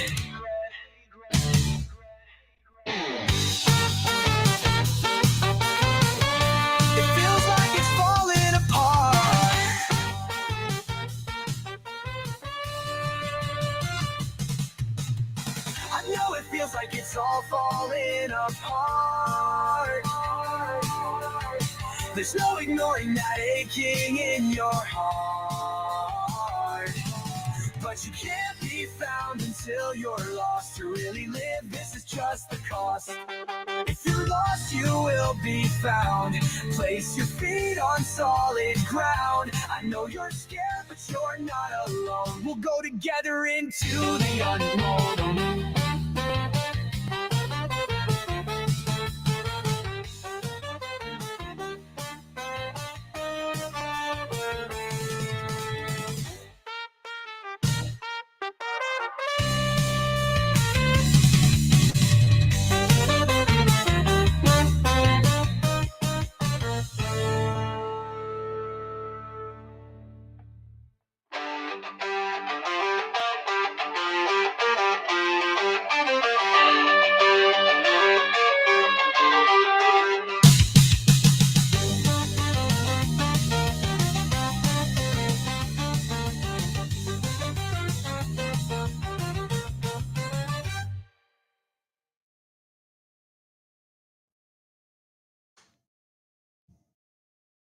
So I said I was going to talk about some of the news stories this week. I think two of the big ones, we talked about it on the podcast that we put out this morning, but the Diddy case was a big one.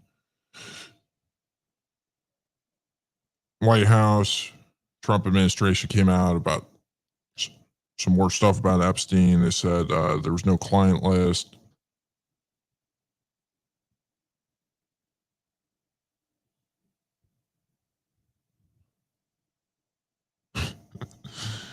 Oh, it's looking like this information is never going to be out there. I think, if you've been paying attention, you read some like Ryan Dawson or Whitney Webb, you got a good understanding of what's going on, where the power centers in America actually exist.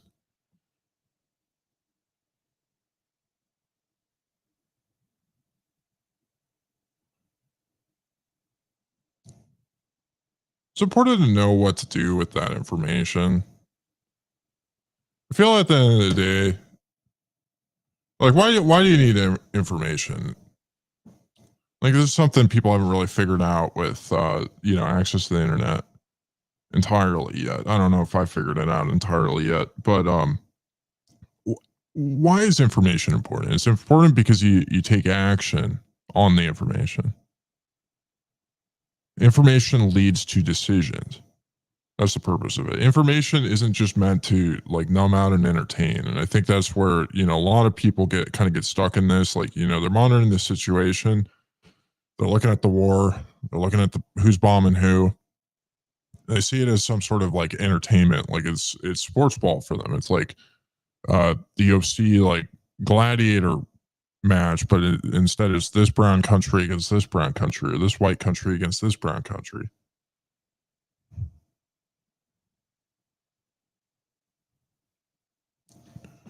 information is important so that you know how to properly respond. And, one thing that was confirmed this week by the White House is that the people in Washington, D.C. are a bunch of pedophiles. And that they have no intent of changing that anytime in the near future.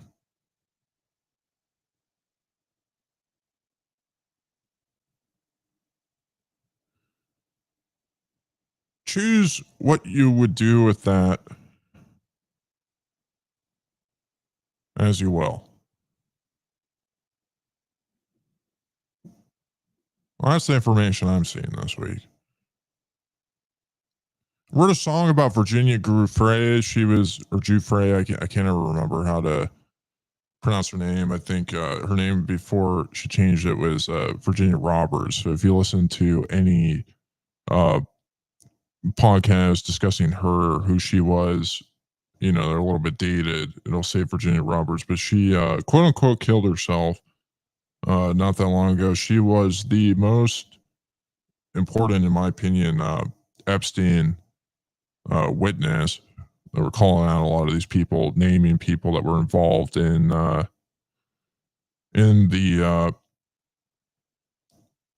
awful actions Jeffrey Epstein, Ghislaine Maxwell were partaking in or facilitating. Let me play that, and then I've got another song after that, and then I will give my closing remarks, and then we'll end the show for the night.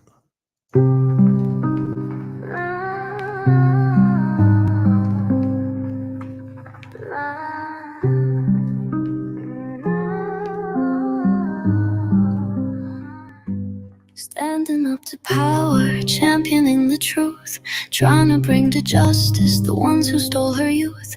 Abandoned by the masses who look the other way, isolated with her knowledge, fighting to live another day.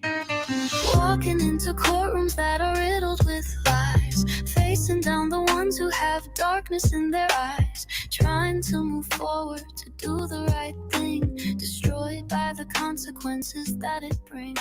You were worth so much more, but were traded like a whore. Prayed on when you were young, I promise your song will be sung. Here's to the one that gave it all,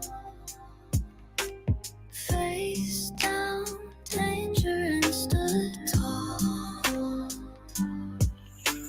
tried to make the world a better place. Let's ensure her memory won't be erased. Why does society pretend that predators don't exist? Closing their eyes as they walk freely in our midst, complying with the marching orders coming from the TV, surveilled and abused while claiming to be free. If the world isn't safe for children, then what does the future hold? How can things get better if you refuse to be bold? The world needs examples like Virginia Giuffre, not more cowards who choose to look the other way. You deserved so much more, but were traded like a whore. Prayed on when you were young, I promise your song will be sung. Here's to the one that gave it all, face down danger and stood tall, tried to make the world a better place. Let's ensure her memory won't be erased. Standing up to power, championing the truth, trying to bring to justice the ones who stole your youth. The world has become darker now that you are gone, but it is our time to follow your example and be strong. While those who hurt you are still in power, spinning lies, we will face down the ones who have darkness in their eyes, trying to move forward and do the right thing. Your name will not be forgotten. This is the song we will sing.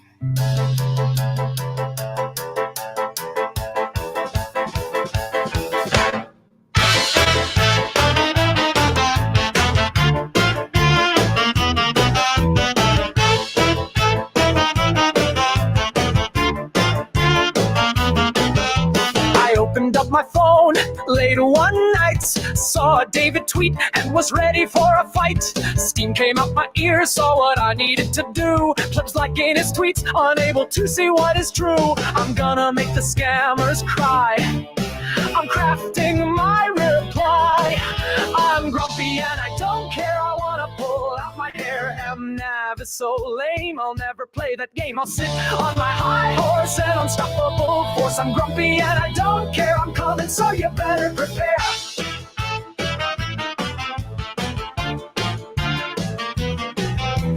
Paper Bitcoin is a contagious disease. Stop the spread, God help us please. Jack, Mike, David, and Dylan are villains, farming yield while accumulating billions. Having a paper stack is no speculative attack.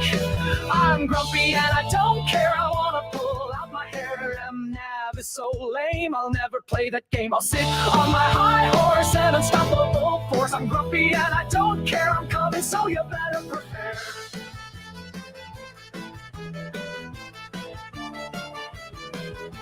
The road ahead is gonna be bumpy. History is written by those who are grumpy. George Washington crossed the Delaware because he knew things were more than unfair. I'm gonna look the world in the eye, hold my beer while I draft my reply. I'm grumpy and I don't care. I wanna pull out my hair. M-Nav is so lame, I'll never play that game. I'll sit on my high horse on unstoppable force. I'm grumpy and I don't care. I'm coming, so you better prepare.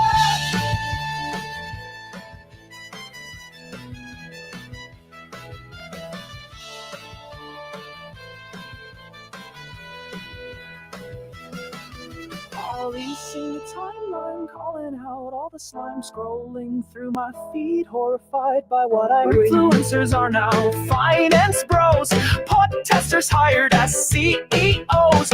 Now they're wearing suits on TV. I cannot believe what I see. I'm gonna stop the spread, won't rest until I'm dead. I'm grumpy and I don't care. I wanna pull out my hair. M-Nav is so lame, I'll never play that game. I'll sit on my high horse on unstoppable force. I'm grumpy and I don't care. I'm coming, so you better prepare.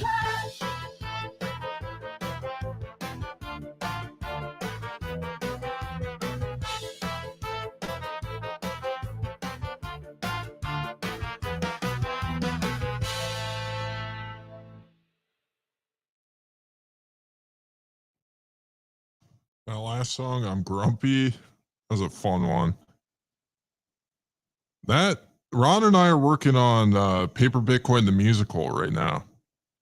So that is a song. I just posted that to Wave Lake this morning. I'll probably post it on the socials tomorrow, but that's going to be on our upcoming debut musical, Paper Bitcoin the musical. I think being grumpy. So one of the things that Ron and I talked a lot about the podcast this week was being grumpy with a cause. I think it's important to. I think it's fair to be grumpy right now. I'm grumpy right now. I'm grumpy about a lot of things. The Epstein. I don't know what you call it. Essentially the announcement from the White House that nothing was changing, that everything was staying the exact same, that you should ignore what you know to be real.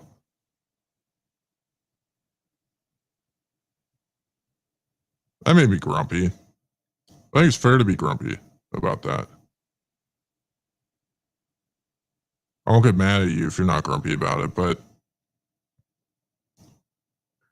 I think that's one of the things that's important is, we sit in this crossroads of this ecosystem that's very socially important, in my opinion.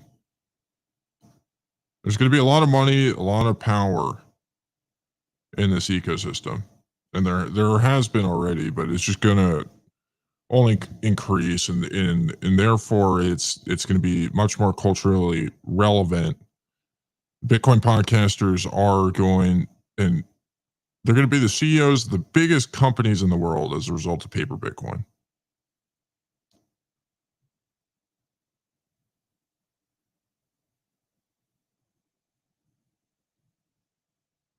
Rogan's going to be begging people to come on his podcast. He's going to turn his podcast into a Bitcoin podcast at some point. That's how culturally relevant Bitcoin's going to be. And with that, what the Trump administration essentially said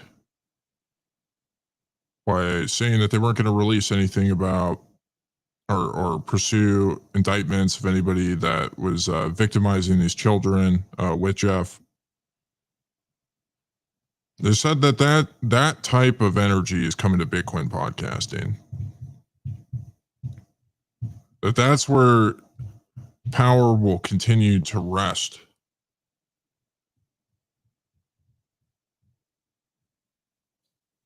Power in the United States will continue to be centered around sexual blackmail for the indefinite future. That's what the Trump administration told the world this week. Last week, I guess it's only Monday.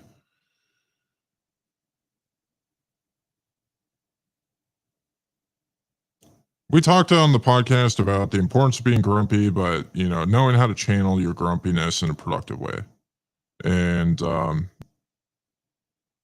I'm always trying to do that. I think we're going to have a lot of fun with Paper Bitcoin, the musical. I'm a little bit grumpy about Paper Bitcoin. I'm grumpy that the pedophiles are still in charge.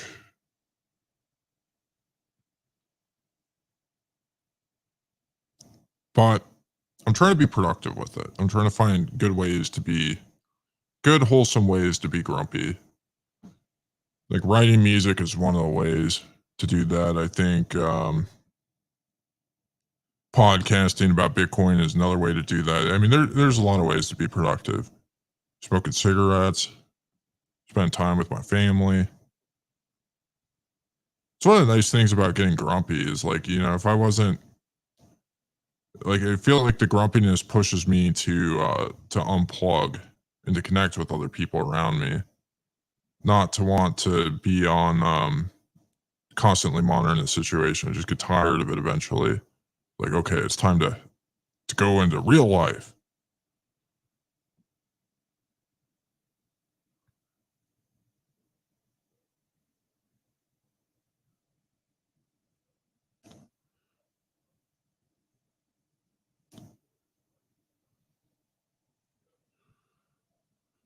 But yeah, wrapping up the show, I think it's just it's really important for people to have an understanding of the importance of Bitcoin podcasters, the importance of Bitcoin podcasting, the importance of just the way that information isn't controlled, it flows, it's the inorganic nature of information control. I think most people do to some extent, especially the people that have been more aware and paying attention. Why did everybody get mad at Peter McCormick for supporting the vaccine? Because in many ways, Bitcoin podcasting is about manufacturing discontent. So the media apparatus is trying to manufacture consent. Bitcoin podcasters are trying to manufacture disconsent. They're trying to convince people to ditch fiat money for whatever reason. Everybody's got their own reasons, but that's kind of the general theme that people should ditch fiat money.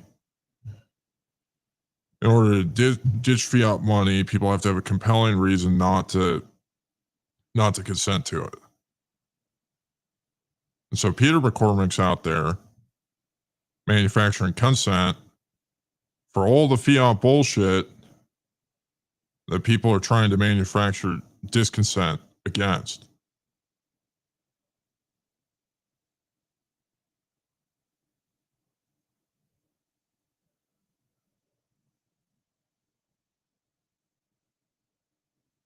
I don't know if it's as important to manufacture disconsent as it is to just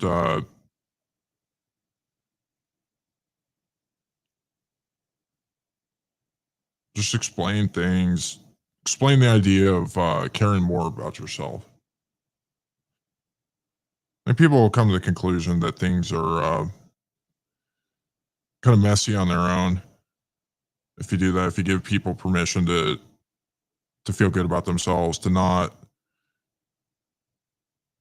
feel bad when they're smoking a cigarette outside a bar, just enjoy that moment, to not really care what people think of them, to go to work and enjoy what they do, to come home and feel proud of what they do, to be proud of being productive, to be proud of making money, to be proud of providing for your family. I think that's way more important than just like railing to get people pissed off, trying to get people to be afraid.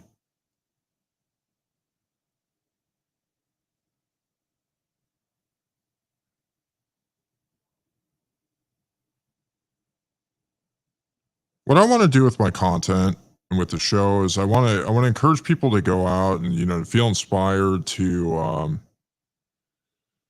do something meaningful, to be creative, to go out and try and inspire others to just try to be their best selves. Because I think that's really where the change happens. Is it doesn't happen when people think a certain way. I'm not trying to convince everybody to share my political pronouns. I don't want everybody to be a cigarette capitalist like me. I mean, it'd be pretty cool if everybody was, but I just don't think it's reasonable to expect that, to have everybody else think like you. I think that everything's fucked until everybody sees the world the way you do. Because at the end of the day, people have to own it. They have to feel good about their perspective.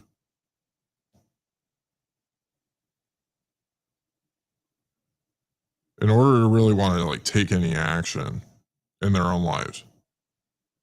It's different when you own something versus when you're just I've done all this work to come to these conclusions on something versus, oh, I just watch TV and, I'm just parroting what the people said. I haven't read Mises and Rothbard and, haven't read Ayn Rand's book on capitalism. I'm just repeating what the Bitcoin podcaster said. Feels better when you have ownership over it, whatever it is. A lot of people are into Bitcoin because they want to change the world. They want the world to look a certain way. And I think they're going to be, in a lot of ways, disappointed because people are just not going to respond the way that they want them to. People never do. Because people are their own people. They have to make choices for themselves.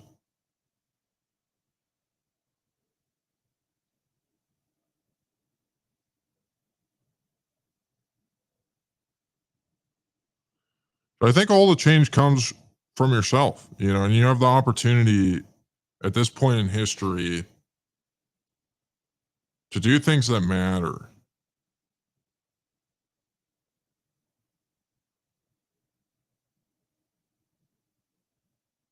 You can write music, you can write poetry, you can build houses, you can write news articles, you can Bitcoin podcasts, you can go out there and do these great works of art that have so much cultural significance because of the time of history that we're in right now, with so much change. Well, with that, folks, I'm going to end on the last song of the night. Thank you, everybody, for tuning in to this edition of Music Mondays on the PAZNIA Radio Network. This is Richard Greaser signing off.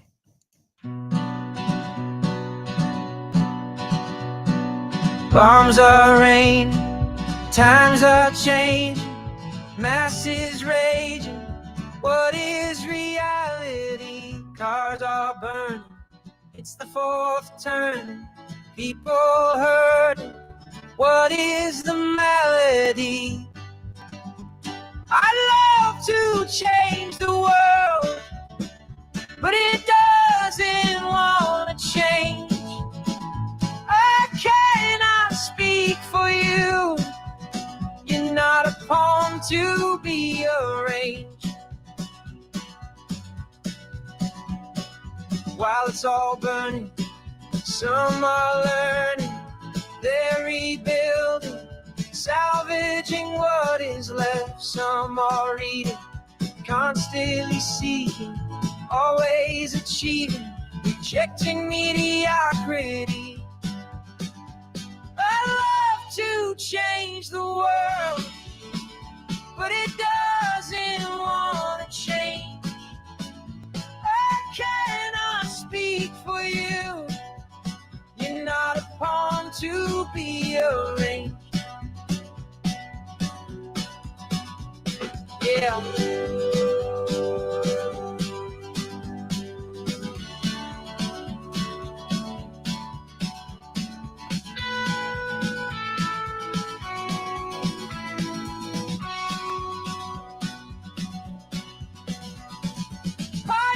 Exploring while the rulers are warring, no day pouring, fighting to try and be free.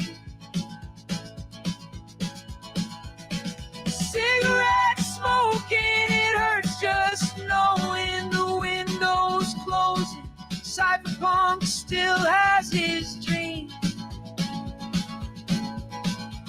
I'd love to change the world, but things are looking strange.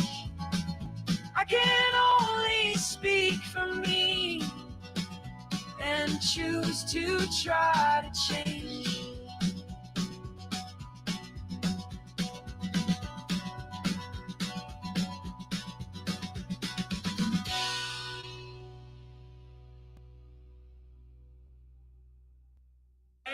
Lights out.